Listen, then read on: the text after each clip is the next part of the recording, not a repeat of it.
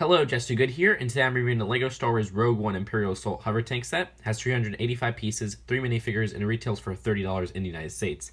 I got this from a seller that I usually get stuff early from, and it releases officially, I think, next Friday, and now let's take a look at those minifigures. Here is Chirrut Imwe, who I believe will stay exclusive to the set for a little bit. Very, very cool looking guy. I like his kind of blinded eyes. I like his torso.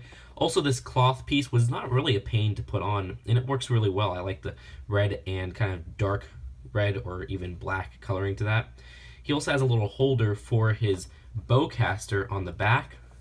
Now, I call it a bowcaster, but I'm not even sure if it's that. It's probably some ancient weapon or something like that, and it looks really cool on this design. They actually use that new cross piece that's like a Technic piece that was introduced this year. And you can see if you take off the holder on the back, he does have some back printing, which is really cool.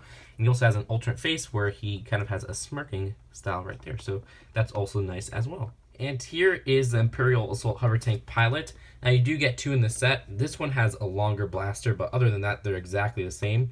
You can see the torso print on the back, and on the front looks really cool. There's even some little scuff marks, it looks like. Now this helmet mold is the same one that the Shore Troopers use, and underneath there's just the angry clone face, as people say, even though, yeah, I know these aren't clone troopers. And you could compare the two, and like I said, they're exactly the same except for their weapons. So here is the Imperial Assault Hovertank. It gives a feel that's very similar to the First Order Snowspeeder from last year, where it's kind of that land vehicle that's a little bit long.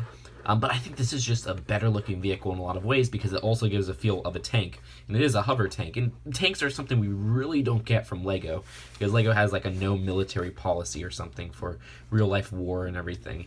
So I do like getting a tank in LEGO form. Now the way I have this set up is I put the weapons on top of here. They do suggest you put this one here, but they don't suggest you put the small one right here, but it fits. You can also clip them onto the sides, because inside there's really not room for weapons, but you could see our Imperial Hovertank pilots right in there. One of them you fit in the back. It's a little bit of a tight fit, honestly, but they kind of clip onto that little Friends mini doll seat piece, as I call it, which is more made for a mini doll, but they also fit in between minifigure legs. And you got one that fits up here. Now, there is no control panel, which is a little bit lame. I was expecting there to be something like a joystick or something. Maybe those are just two buttons to control the whole thing. But other than that, I really like how compact and how well they fit inside there. I think that's really cool for a smaller vehicle like this because they're completely covered in everything like that. Now, on the back, there's also this kind of platform where you can put this nice little container.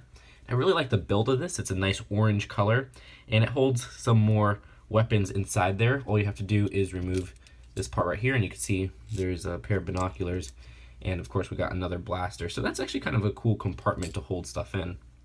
Now they only give one container in the set, even though there's enough space to fit two of them, oddly enough, and they just fit on these 1x2 little jumper plates. Much like the First Order Snowspeeder, the whole vehicle rides on 4 clear wheels, and that's really smooth when you push it around. And the main play feature of the set is just twist these and it'll shoot some hidden missiles. So give that a twist and you can see it just shot out right there. Those are really well hidden. You can barely see them under here. And I really like that because these missiles are fun to push around and everything if they have a cool mechanism. And this one does have a cool mechanism. And if they're hidden really well, so it doesn't look oddly placed. Also on the side, you do have these little blasters, which are really just for display. I do have to appreciate this whole design because there's lots of cool curves and indents.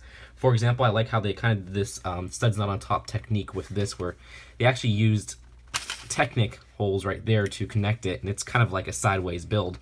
It makes it look really cool and really unique, and I like how they use these little indented bricks right here on the sides of the whole vehicle. So overall, a very cool looking tank-like vehicle, and that's it for the build. Let's go on to the packaging and then the final verdict. Alright, so here's the design of the box. It's really interesting to see this $30 long box design for a Star Wars set, which I don't really see too much for this line. And you got your instructions, which at the end have this little Rogue One advertisements. So overall, I'm really surprised at how much I like this set. I mean, when I first saw it, it was one of my favorites, but it is really just a great set. I'm trying to think of any flaws, and the closest thing I can think of a flaw is that it only includes one of these, but then again, the piece count and value of this set is above and beyond.